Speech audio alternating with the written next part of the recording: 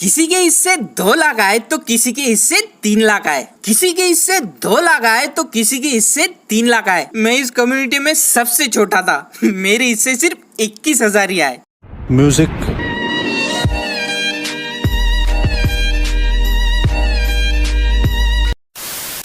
तो यूट्यूब से टिकटॉक के महासैलाब से अंतराल लेते हुए आज हम करने जा रहे हैं स्टोरी टाइम वीडियो। भाई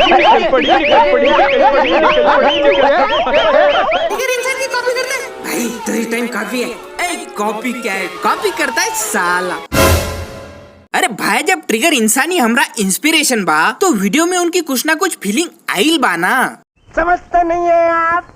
और नहीं तो क्या। चलो अब स्टोरी सुनते।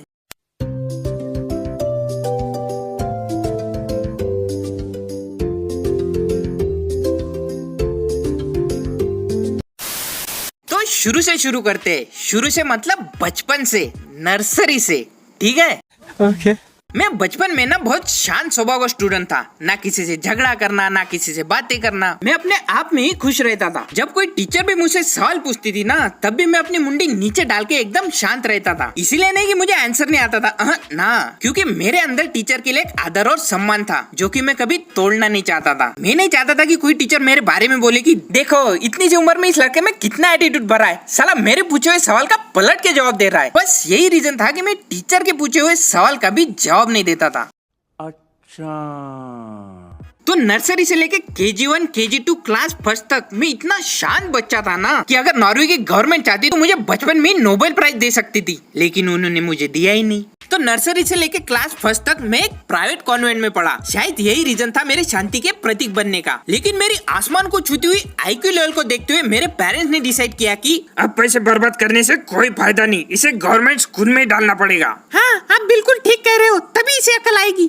साले कुत्तों की जिंदगी। तो क्लास 2 से लेके क्लास 4 तक मैं गवर्नमेंट स्कूल में पढ़ा, वो जो नगर परिषद वाली स्कूल होती है ना, उसी में। लेकिन फिर भी मुझ में कुछ घंटा भी इम्प्रूवमेंट नहीं हुई। मैं वैसे ही शांत और अपने आप में ही खोया रहता था। फिर ये सब देख के मेरे घर वाले टेंशन में आ गए। उन्होंने सोचा अगर ऐसा ही चलता रहा तो ये तो बड़ा होके आलसी गधा बनेगा। फिर उन्होंने मेरी वहाँ से भी ट्रांसफर करवा दी। अब मैं नगर परिषद से जिला परिषद में आ चुका था। और जैसे ही मैं जिला परिषद में आ गया ना, मैं धीरे धीरे खुलना शुरू हो गया। पहले क्लास 5 में मैं थोड़ा सा खुला, फिर क्लास 6 में जरा सा खुला, फिर 7 में। ऐसे करते करते मैं क्लास 10 तक पूरा का पूरा ही खुल गया। जो बच्चा पहले शांत रहकर अपने आप में ही खोया रहता था, उसको अब दूसरों की तशरीफ में उंगली करने के चनूने काट रहे थे। क्या बात है। अगर आप गवर्नमेंट स्कूल में पढ़े हो, अगर नहीं भी पढ़े हो ना, तब भी आपको पता होगा कि गवर्नमेंट स्कूल के बच्चों के अंदर कूट कूट के रैमानी कीड़े भरे होते हैं। इनके अंदर इतनी ज्यादा मात्रा में रैमानी कीड़े भरे होते हैं ना कि ये अगर चाहे तो चाइना के 100-200 परिवार का पेट भी पाल सकते हैं।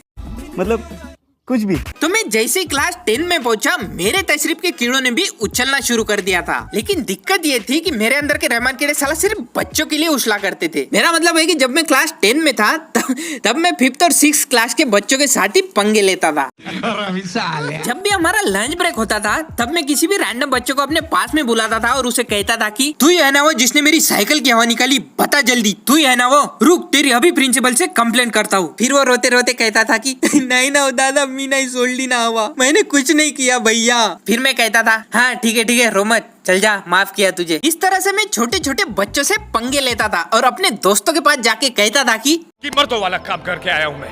मैंने अपने दोस्तों के सामने इतनी फेक इमेज बनाई रखी थी ना कि उनको लगता था साला ये बहुत स्ट्रांग बंदा है, बट सच्चाई क्या है ये तो मुझे ही पता थी। सही पकड़े हैं।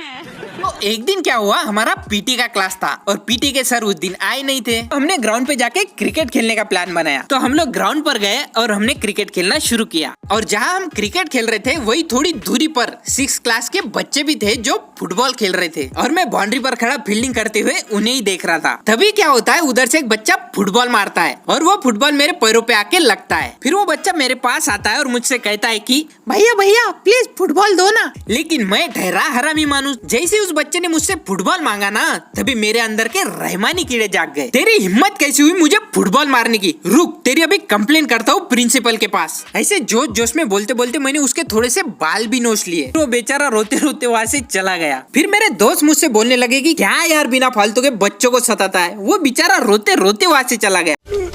जो बेचारो रड़तो रड़तो जाए छे, रड़ने दो, तभी मैंने दोस्तों से बोला कि छोड़ो यार, जो हुआ सो हुआ, चलो अभी खेलते हैं। तो हमने फिर से खेलना शुरू किया। तभी वो बच्चा रोते रोते फिर से ग्राउंड पे आता है, वो भी अपने पापा को लेके।